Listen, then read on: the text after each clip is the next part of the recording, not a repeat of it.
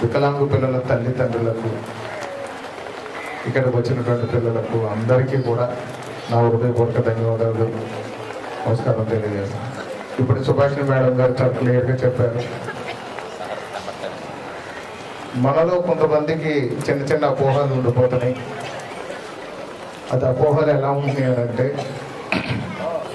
మానసికంగా కానీ శారీరకంగా కానీ వికలాంగులు అయినప్పుడు వారిని ఒక ఇంటికే పరిమితం చేసేస్తున్నాం మనం. వారిని ఇంటికే పరిమితం చేసినప్పుడు వారి కనీసం మార్పు రావడం మానేసి ఇంకా క్షీణించిపోతున్నటువంటి పరిస్థితి మనందరికీ కనిపిస్తుంది. ప్రభుత్వం చాలా రకాలుగా ప్రయత్నాలు చేస్తుంది. బహుళ సెంటర్స్ పెట్టారు. అలాగే కావలసినటువంటి విధానంతో పెన్షన్ కూడా మనం ఇస్తున్నాము. ఇది కాకుండా ఎవరికైతే ఫిజియోథెరపీ అవసరం ఉంటుందో వారికి ఫిజియోథెరపీ కూడా చేస్తున్నాము. కావలసిన విధంగా ట్రీట్ చేస్తున్నాము. కావలసిన పరికరాలు ఇస్తున్నాము. ఏదో దాంట్లో ఒక ప్రావీణ్యత సంపాదించుకుంటే వాళ్ళకు కూడా ఒక మెచ్యూరిటీ వస్తుంది. మనం ఎప్పుడైతే ఒక చాటుని ఏదో ఎక్కడో ఇంట్లోనే ఒక గదిలో మంచం మీద పెట్టేస్తే వాళ్ళ ఎదుగుదల ఉన్నది కూడా వాడు వదిలేసుకోవాల్సినటువంటి పరిస్థితి వస్తుంది. కాబట్టి తల్లిదండ్రులందరూ కూడా బాగా ఆలోచించాలి. ఇప్పుడు మేడం చెప్పారు, జిల్లా ఫస్ట్ వచ్చినటువంటి ఒక అందురాలు జిల్లా ఫస్ట్ వచ్చిందంటే ఎంత గొప్ప విషయం చూడండి.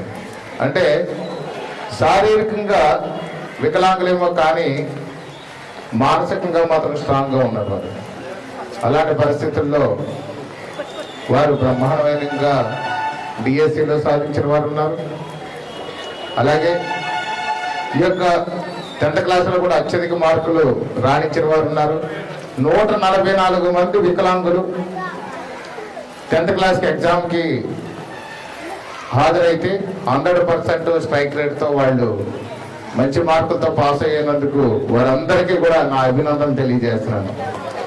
వికలాంగులైనప్పుడు కూడా బ్రహ్మాండంగా వారందరూ కూడా పాస్ అయ్యారన్నట్టు అద్భుతం ఇది.